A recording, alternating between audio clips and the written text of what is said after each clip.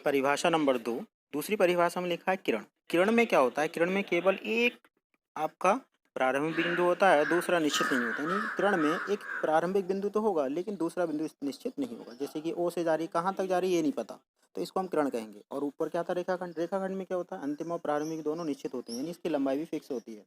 जैसे हम 5 सेंटीमीटर खींचे ए और बी बिंदु, तो रेखाखंड में क्या होता है? एक बिंदु होता है और एक शीर्ष होता है। तो शीर्ष होता है वो कहाँ तक जाएगा नहीं पता है।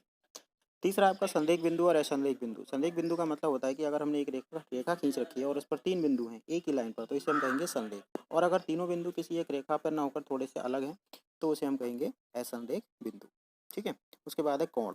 कोण दो किरणों का या सरल रेखाओं का जो एक दूसरे की ओर झुकी होती हैं, किसी ओर बढ़ा कर मिलती हैं, वहाँ पर बने कोण को हम झुकाव या कोण कहते हैं। ठीक है। कहने का मतलब, अगर हमने एक रेखा खींची कुछ इस तरीके से, आप देखेंगे, फिर एक दूसरी रेखा हमने कुछ इस तरीके से खींच दी और इसे आगे बढ़ाया और ये कहीं ना कहीं मिल गए। मिलने पर इनके बीच में जो आपका ये घुमाव होगा इसको हम क्या कहते हैं? कोण कहते हैं। ठीक है। पढ़ने का तरीका क्या होता है? अगर इस बिंदु को ओ मान लें, इसे हम ए लिख दें शीर्ष को, और इस शीर्ष को हम बी लिख दें, तो इस कोण का नाम होगा ए ओ बी। ठीक है। इसके बाद आता है आपका ये थी आपकी परिभाषा। उसके बाद हम चलते हैं अगली परिभाषा की ओर।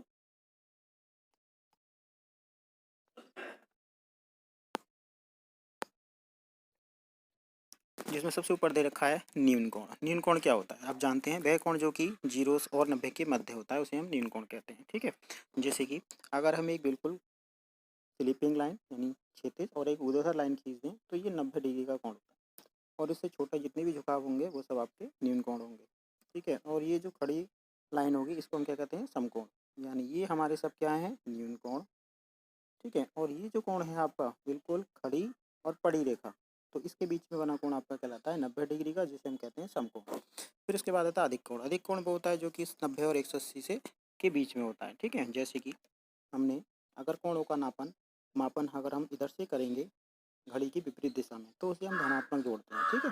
तो यहाँ तक तो हो गया 90, और 90 से जब हम आगे बढ़ेंगे और ये हमारा 180 होता है, तो 90 और 180 के बीच में जो कोण होगा वो आपका अधिक कोण कहलाएगा।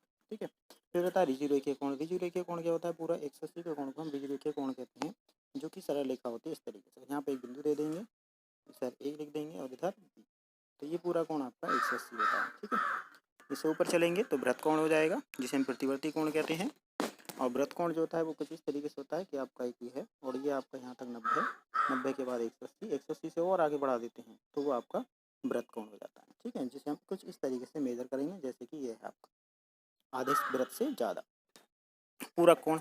यदि दो कोणों का योगफल एक समकोण होता है यानी 90, तो उसे हम पूरक कोण कहते हैं। यानी अगर एक कोण आपका 60 है तो उसका पूरा कोण 30 होगा, क्योंकि 60 और 30 90 होते हैं। संपूरक कोणों में दो कोणों का योगफल 180 होता है, जिसमें अगर एक कोण आपका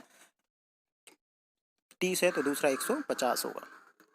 आसन्न कोण। ऐसे दो कोणों के शीर्ष जिनकी एक भुजा उभयनिष्ठ होती है और दोनों कोणों के शीर्ष एक एक भुजा पर उपस्थित भुजा के दोनों ओर हों, तो ये कोण आसन्न कोण कहलाते हैं। ठीक है। यदि दो कोणों के शीर्ष और उनकी भुजा एक उभयनिष्ठ हो, ठीक है, जैसे कि मैं आपको समझा देता हूँ। एक कोण ये बना है आपका और इसी पर एक कोण आपका ये बना है, तो ये एक पहला कोण, ये दूसरा कोण, तो एक भुजा इसकी उभयनिष्ठ हो गई और शीर्ष आपका एक कॉमन हो गया, तो पहला कोण ये दूसरा कोण।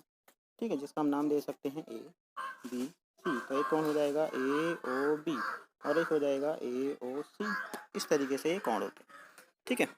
उसके बाद आता है आपका कोणों का एक रेखिक युग्म। दो आसन्न कोण जिनका योगफल 180 होता है एक रेखिक युग्म कहलाते हैं। ठीक है। आसन्न कोण। शीर्षाभिमुख कोण। ऐसे कोण जो एक दूसरे के विपरीत होते हैं, यानी अगर हमने दो रेखाएं इस तरीके से खींच रखी हैं तो ये दोनों एक दूसरे के शीर्षाभिमुख कोण होते हैं। शीर्षाभिमुख यानी जिनके शीर्ष विमुख हो, एक दूसरे से विपरीत होते हैं। ठीक है। चलिए बाकी परिभाषा हम कल पढ़ेंगे, केवल इन परिभाषाओं को आप लिखें, समझें और अपनी कॉपी में नोट करें। गुड मॉर्निंग बच्चों। क्लास 9 एनसीईआरटी मैथ्स में मैं आपको चैप्टर नंबर 6 स्टार्ट करा दिया था कल, आपने कुछ पढ़ लिया होगा। आज हम इसमें कुछ परिभाषाओं को समझेंगे, जिसमें सबसे एक दे रखा है रेखाखंड।